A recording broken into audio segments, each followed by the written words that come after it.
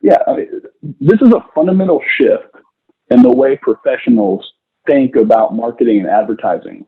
I want to point out that on the flywheel, there are three words you won't see that you see on the traditional funnel: capture, nurture, and convert, right?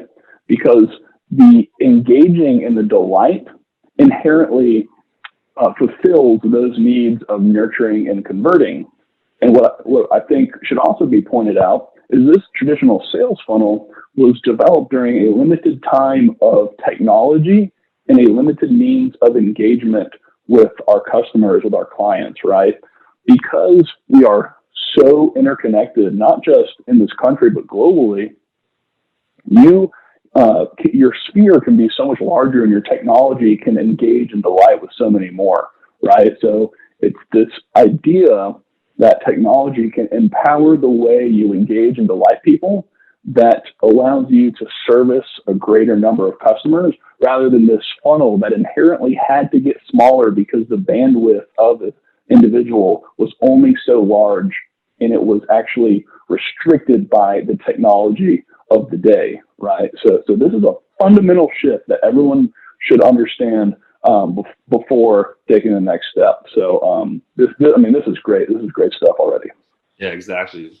Yeah, man, exactly. Like with this this is a whole different philosophy when it comes to your content and your social media advertising strategy. So, but like I said, before we even work with any client, before we even talk about content, what they want, they need to understand this core change of mindset here. So this is all about inbound marketing, attracting, not chasing after business. So that's Love it. definitely the biggest thing there.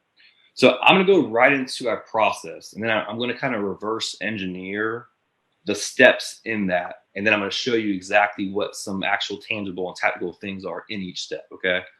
So Perfect. our process, I'm going to make sure everybody on this call, if you're watching on Facebook Live, drop your email if you want a copy of this as well, or just this entire webinar.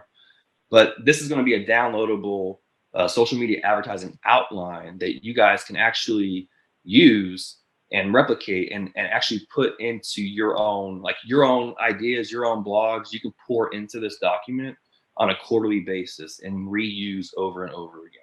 Okay. So this is going to be something that after this call we can send out, Randy, for everyone to have.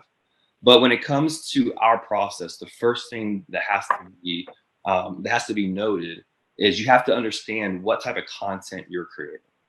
And the first thing that you can see here is, like with hyperlocal articles or industry related blogs or any other sort of content, you can dictate and you can note to make sure that you're staying on track and you're having a diverse strategy when it comes to your content marketing.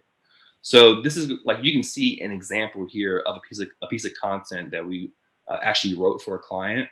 But you'll see the framework here, and I don't want to go through the actual, like the logistical framework of it. You can see for yourself, but you'll see that once you get the idea of what type of content that you want to put into this plan, and again, we recommend do this on a quarterly basis with your team or with yourself to make sure you stay on track.